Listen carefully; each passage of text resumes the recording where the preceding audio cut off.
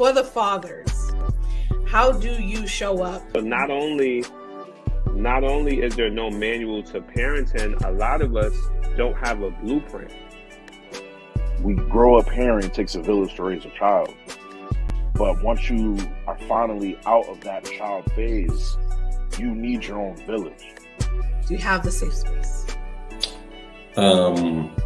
Yeah, I feel like over time it took a lot of work and effort to learn how to cultivate like safe spaces. I can create my own anxiety from just overthinking, and it helped me rationalize a little bit better in my own mind. Like, hey, don't sweat the small stuff. But fellowship is like that deep, intimate conversation. It's communication, and outside of the communication, it's embracing.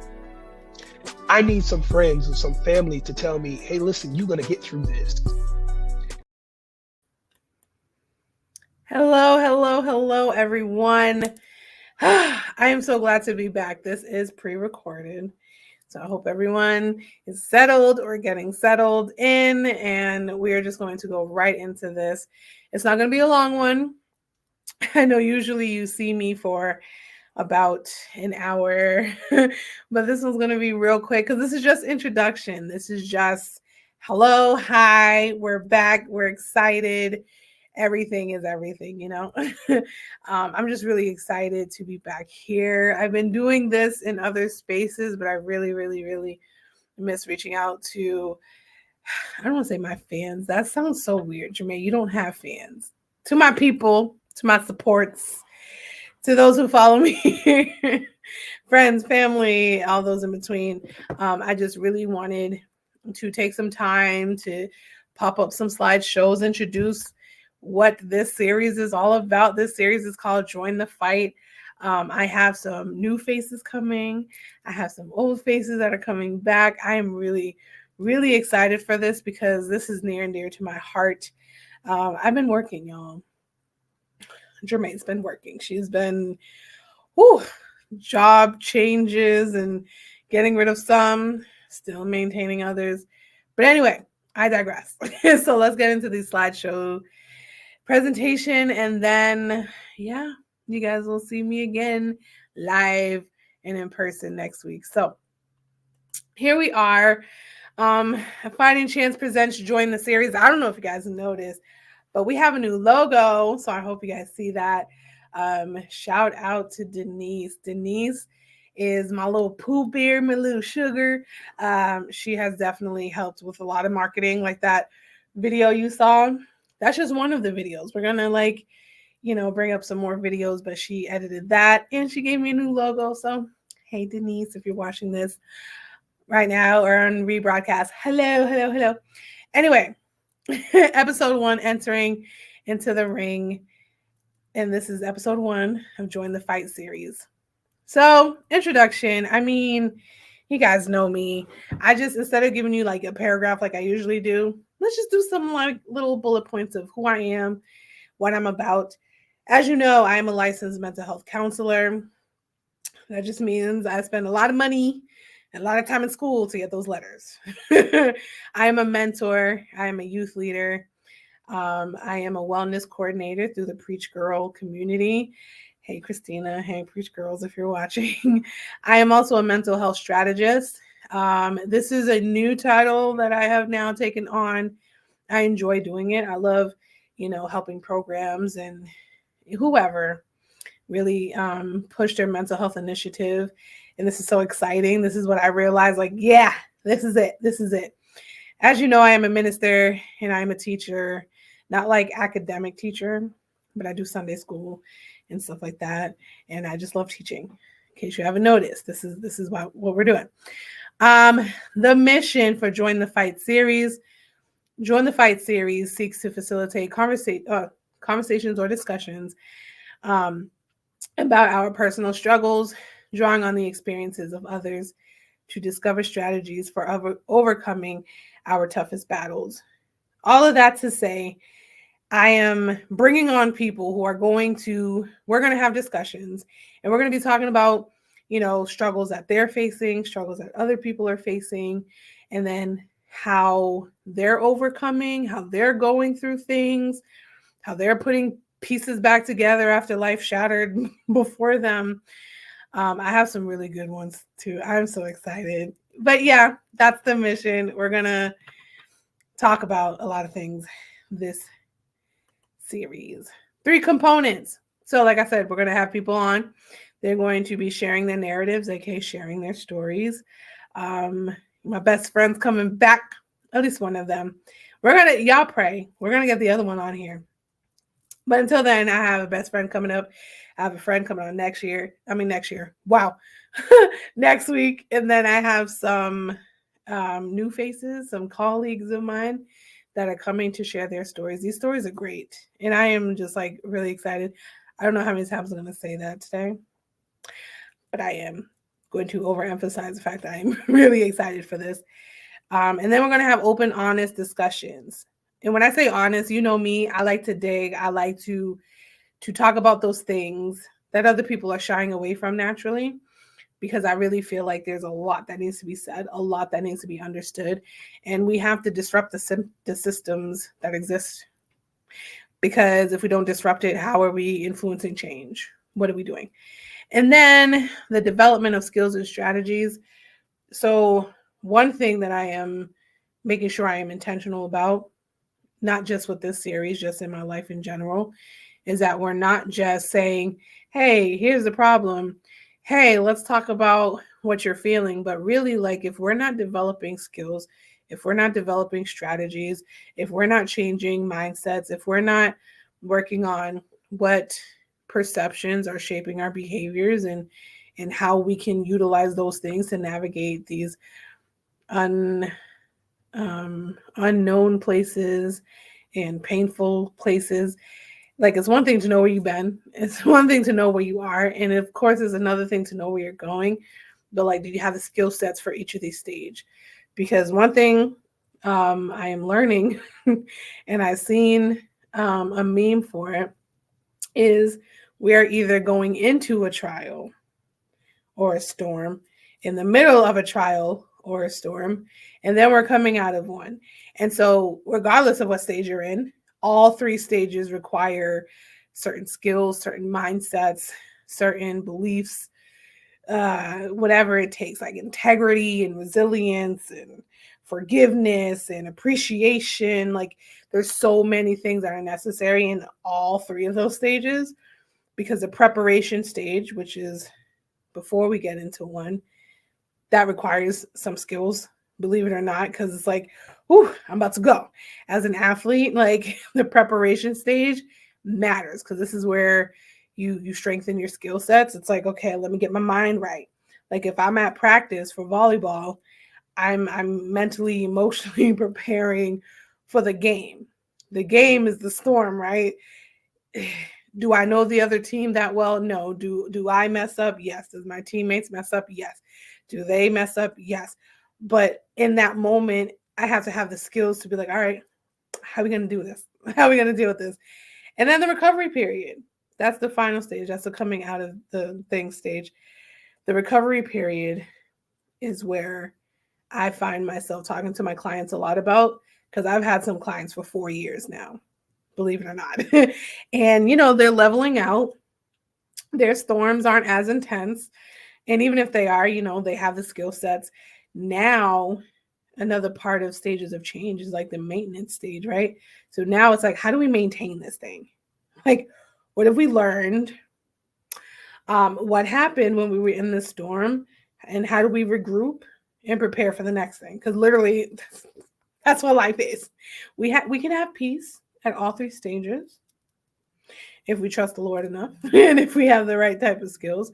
So I want to make sure that we are developing skills and strategies on how to navigate these 3 spaces and places. I know I can't answer like literally right now in this space, but feel free to be in the comment section and I will rewatch.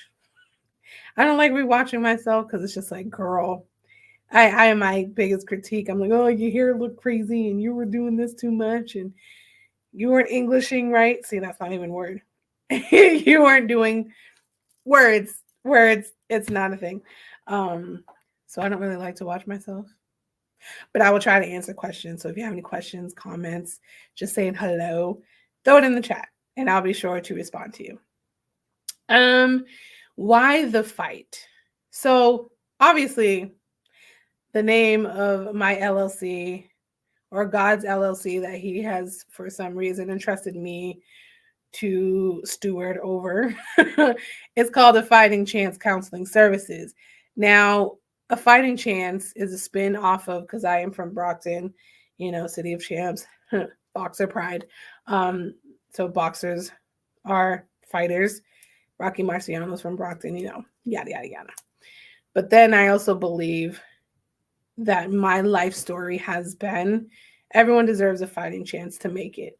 Some people are starting their race from a very dark, unfortunate, ugly place. And then there's other people who are, they're all right, but then life happened later on down the road and they're just like, what is this? I don't know. Everyone deserves a fighting chance, whether you are the richest person or the poorest person, whether you are of the high class, lower class, certain ethnicity, another ethnicity, regardless of what it is, regardless of what your story, the beginning was, everyone deserves a fighting chance. And this series is really about, what is this fight, right? And as I put in there, sometimes what others deem as normal living is a fight for other people. A part of the reason why I decided to be in the psychology field, I'm sure you've heard this story time and time again, but I had a friend growing up and she had said once that I just want to be normal. Every day is a fight. Waking up is a fight. Going to school, doing right, socializing, being in this body is a fight. My best friend now, she says it all the time. She's like, sometimes the hardest thing to have in this world is a body, because we are souls with bodies. This body experiences so much and it goes through so much. And it's just like, oh my goodness, this is a lot. There's so many emotions, so many sensations, so many senses that are coming and hitting us. And it's like, ooh, it becomes a lot. So even the simple mundane task that we do seamlessly is a chore for others. I have clients where I'm like, listen here, if you got up out of your bed, you showered, you ate something, you watched some TV, and then you went to bed, we're going to celebrate that. Why? Because normally this person would not be up moving, because depression will keep you slumped, stanky, malnourished. It'll just have you looking crazy, right? So if you're able to do something today that you weren't doing two days ago, let's celebrate that. If mentally, emotionally, physically, you are elevated beyond where you were than previously, we're going to celebrate that. Because if we don't celebrate the small wins, we'll never show up for the big fight. We'll never show up for the war, right? Because it's like, I'm failing here, so I don't even want to try, right? So these are internal battles. We're going to talk about this as we move forward and talk with other people.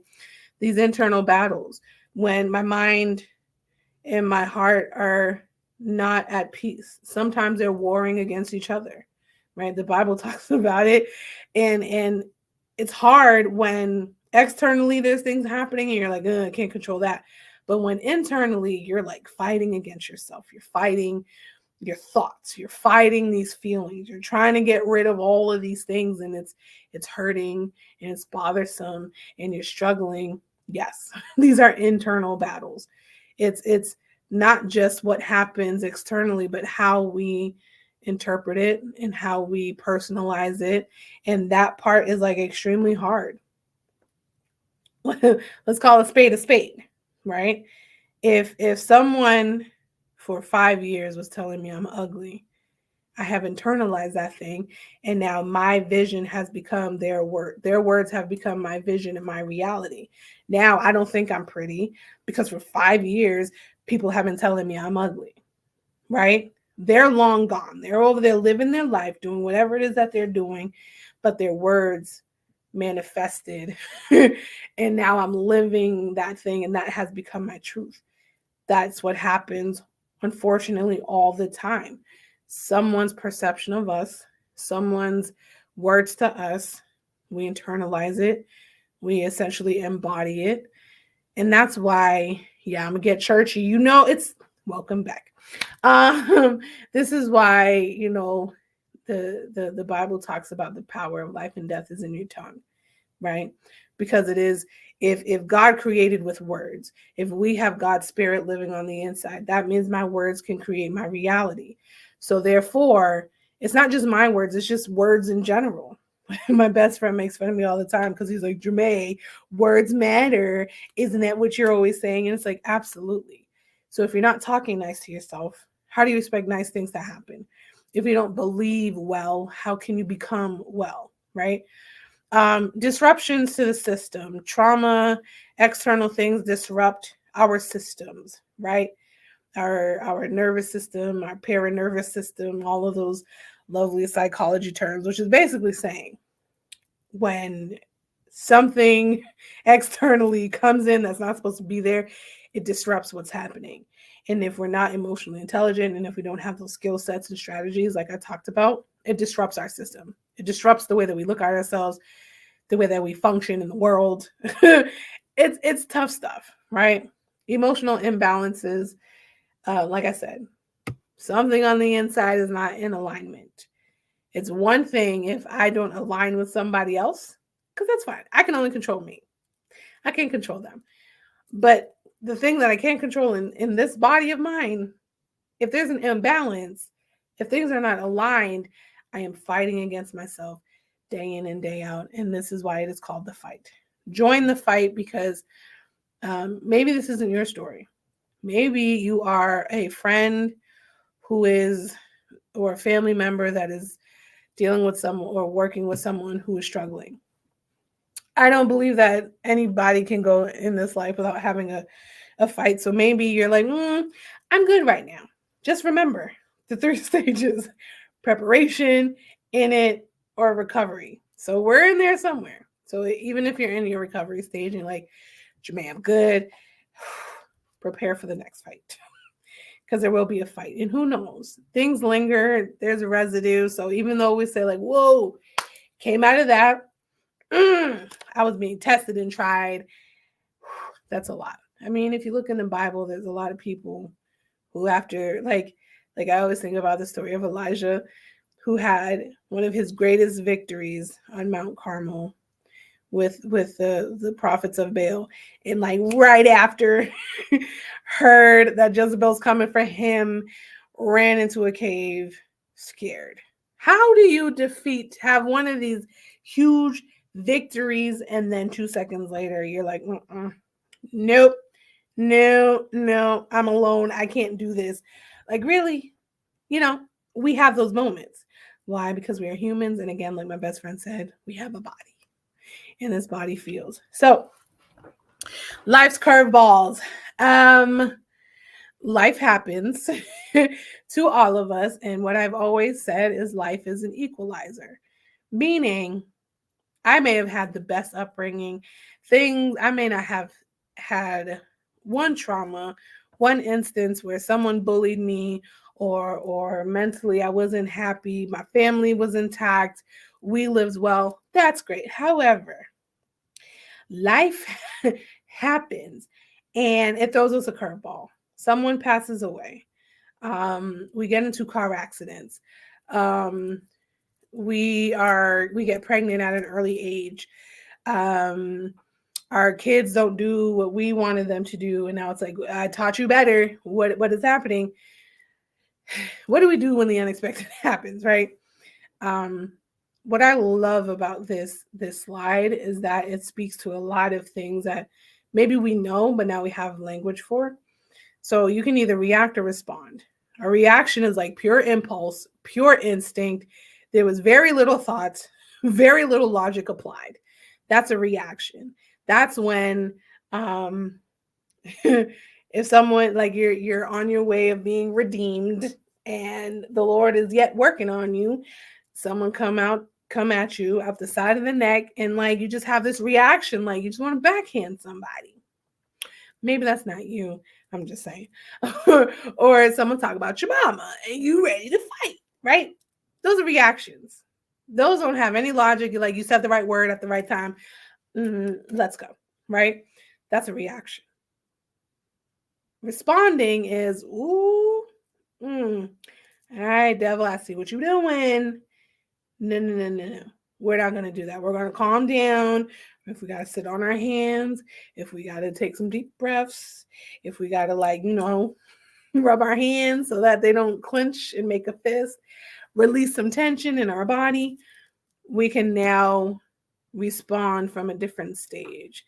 The worst thing to do is to respond or react at a heightened stage, because it's usually not going to go well, because you're not listening, the other person's not listening, nothing constructive is happening. So you really have to bring it down and say like, okay, at the end of the day, there is something that I want to achieve here, and cussing you out, it may feel good in the moment, but what's it really going to do? It's just going to take this thing that happened here and it's going to make it linger. Instead, I'm like, you know what? Fine, whatever. No, give me a minute. Let me get myself together. Control self. Get this body together, and then we're going to respond effectively. Which brings us to the next point. There's an emotional brain, there's our logical brain, and then there's a wise brain.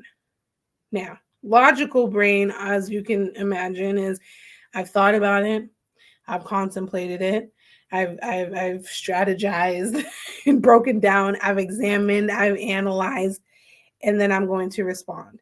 The problem is that sometimes that negates our emotions. We don't pay attention, like, ooh, I might be a little upset.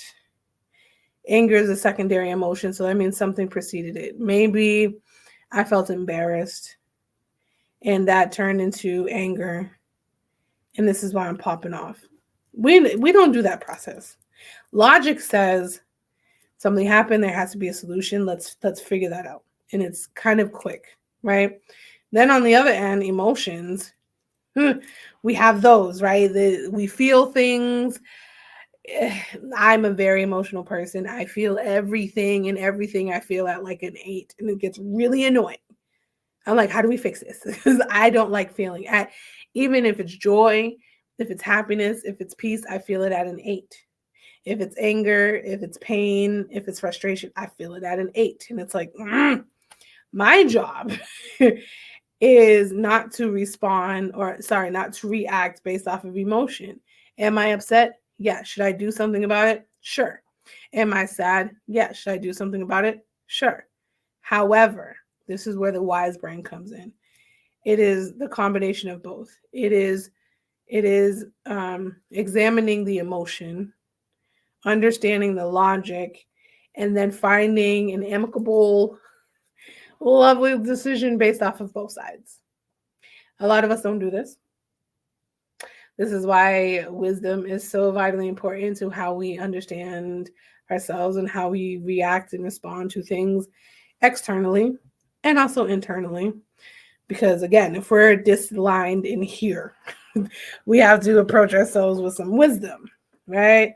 Don't just react from emotion. Don't just react out of logic. It's like, hold on. Honestly, if you consider both emotion and logic, you have spaced out the time between when something happens and when you're responding.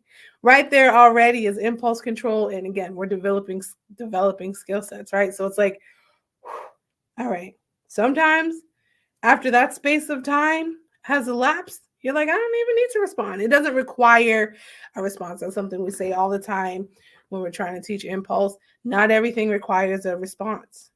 Some things really don't. If you ask me, most things don't. But I get it. We're human and we're going to try to get it out, right? And then, am I equipped for overcoming this thing? Now, the reason why I said this thing is because it could be literally anything. Like, am I equipped for the storm? Am I equipped for the conversation? A lot of people, I talked to my, she might be 17 now, my 17-year-old client yesterday. And I'm like, conflict resolution is huge. It's like, if there's a problem and no one else is stepping up to the plate and saying like, hey, problem, do you see it? I see it. Do you feel it? I feel it. It's someone who is able to initiate the conversation. It's uncomfortable. It's something where unless you know how to navigate all of these emotions and people's thoughts and energies and whatever, we're not equipped to have it. So therefore we avoid it. So have I learned anything from my past? Don't waste the pain, people. Don't waste it. There is a reason why we went through what we went through. And even if we were victimized where it was done to us, there's a lesson to be learned. Maybe we have to understand self and love self again. Because again, if we were victimized, usually victims feel responsible and shame and guilt about self. And it's like, I need to love myself again. This happened to me. Not because I did anything, or even if I did contribute to it, I didn't tell this person to hurt me. That was their choice. I can't be in control of that, right? So we have to love ourselves again and build ourselves up again. This last part, we may be in an unfamiliar place, but we may have the skills to navigate through these spaces. I don't believe that there is ever a mountain to climb that God has not sent us the skill sets to equip us for. And even though it feels new, even though it feels different, and even though it hurts, like grief sometimes or death happens, right? Some unexpectedly, some it happens like really quick. And it's like, I don't know how to prepare for this. I don't have the skills to prepare for this. How do you prepare for those moments that happen like this? How do I do it? I don't know, right? But then we go through the grieving stages because we have to go through them. And it's like, wait a minute, I've done this before. This isn't my first rodeo, right? I have that sign downstairs. This isn't my first time grieving something. I've lost a lot of things. Or maybe, life has happened and you're just like, what is this? I don't know. That doesn't mean you're not without skill. You're not without support. Who's in your tribe? I talk about that all the time. So maybe we do have the skill sets. And if we don't, welcome. This is why we're here. This is why we go to therapy. Yes, this part is very important. It's a chapter in your story, not the whole book. And this is what we need to remind ourselves time and time and time again. Turn the page. This is a chapter. This is part of the story. This does not define the whole book. So yes, we will face some things. Some things may even be traumatizing.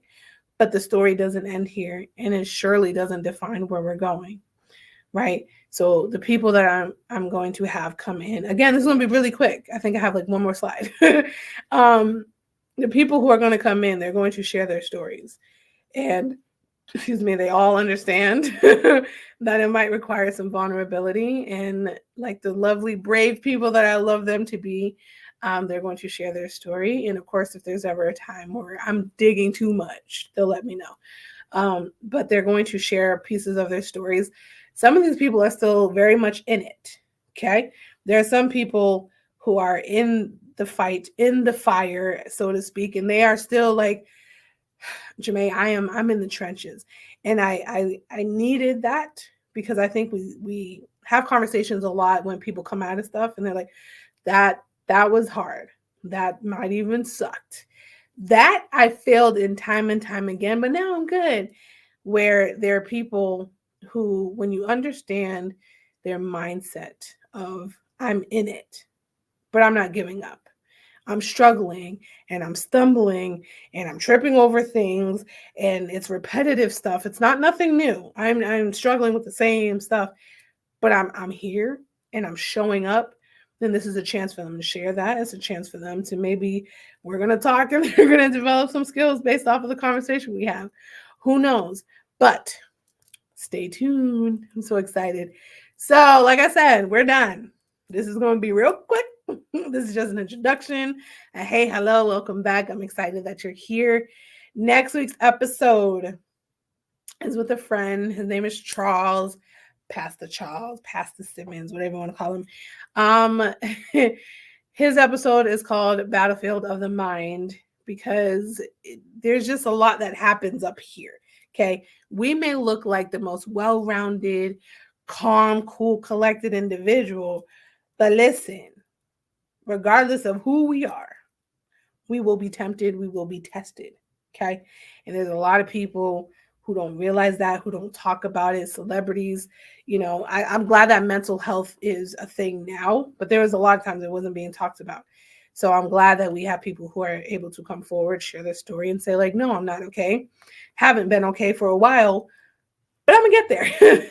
So join me next week. I will have Charles here with me. Again, he's a friend, and I am excited for him to share his story. And I'm so utterly grateful that he is willing to be vulnerable in front of the people of the social media land and beyond, because it's not an easy story. He's one of those people who are very much still in it and still trying to overcome. So Charles, if you're watching this right now, hey, hello. I'm so excited. I hope you're ready, because I am ready. So next week, join us at 7 p.m. here. And I promise we'll be live. I know this one's pre-recorded, but I'm going to be here next Tuesday. Hello, Kat. Okay. Anyway, she's going to be here too, I guess. 7 p.m. I will see you guys. You guys have a blessed night. I love you, love you, love you. Welcome back. Stay tuned. All right, guys.